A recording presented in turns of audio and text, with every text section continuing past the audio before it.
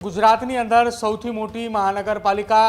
જેનું કરોડો રૂપિયાનું બજેટ જે આપણે વાત કરી અને જેના ઉપર સૌ કોઈની નજર હોય છે કે અમદાવાદ શહેરના મેયર, સ્ટેન્ડિંગ કમિટીના ચેરમેન, ડેપ્યુટી મેયર, શાસક પક્ષના નેતા સહિતના હોદ્દેદારોની અંદર કોની વરણી કરવામાં આવશે, કોના નામની પસંદગી કરવામાં આવશે, આના ઉપર નજર હતી ને તમામની નજરની વચ્ચે જે નામ સૌથી પહેલું અને ચર્ચિત હતું કે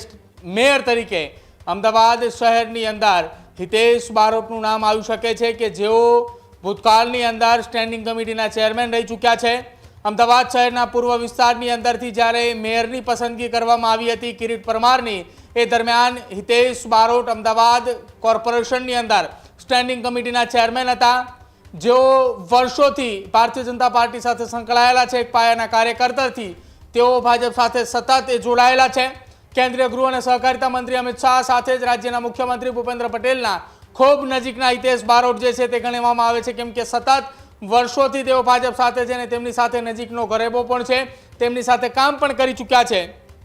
એમ અમદાવાદની અંદર પ્રથમ નાગરિક તરીકે જ્યારે વાત કરવામાં આવે હિતેશ બારોટની વરણી થઈ છે, ત્યારબાદ ડેપ્યુટી મેયર તરીકે સાબરમતી વોર્ડના અંજુબેન શાહની નિમણૂક કરવામાં આવી છે। સ્ટેન્ડિંગ કમિટીના ચેરમેન તરીકે ખોખરા વોર્ડના કોર્પોરેટર કમલેશ પટેલ, ત્યારબાદ ભાજપના શાસક પક્ષના નેતા તરીકે સાઈબાગ વોર્ડના જશુ ઠાકોર અને દંડક તરીકે ચાંદખેડા વોર્ડના અતુલ મિશ્રાની નિમણૂક કરવામાં આવી છે। હિતેશ બારોટની જો વાત કરવામાં આવે ખાસ તો જેઓ 1986ની સાલથી ભાજપ સાથે સક્રિય છે અને સતત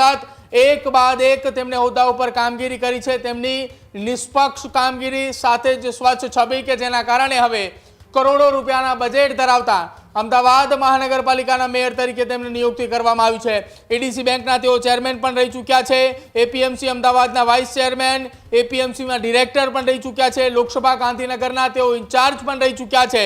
પંચમહાલ ડિસ્ટ્રિક્ટ બેંકમાં director, ગુજકો માસોલના director, Gujarat state cooperative બેંકના પણ ડિરેક્ટર અને અંતે થલતેજ વોર્ડના કોર્પોરેટર રહ્યા। 2021માં સ્ટેન્ડિંગ કમિટીના ચેરમેન પણ બન્યા અને હવે 2026ની અંદર તેઓ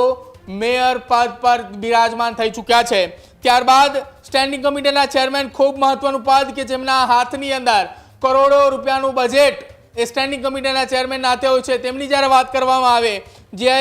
કમલેશ પટેલ ખોખરા વોર્ડની અંદરથી ભારતીય જનતા પાર્ટીના કોર્પોરેટર ચૂંટાઈને આવ્યા છે, બીએસસી કેમેસ્ટ્રી સુધીનો તેમનો અભ્યાસ અને 1992ની સાલમાં ભાજપમાં જોડાયા, અમરાઈવાડી વોર્ડના યુવા મોરચાના પ્રમુખ, અમદાવાદ શહેર ભાજપના યુવા મહામંત્રી જેઓ છે 2017ની અંદર બન્યા, 2021માં પહેલીવાર કોર્પોરેટર બન્યા, ફરી એકવાર 2026માં કોર્પોરેટર બન્યા અને હવે સ્ટેન્ડિંગ કમિટીના ચેરમેન, ગુડબુકની અંદર પ્રદેશ ભાજપના અધ્યક્ષ જગદીશ વિશ્વકર્માની ગુડબુકમાં તેમનું નામ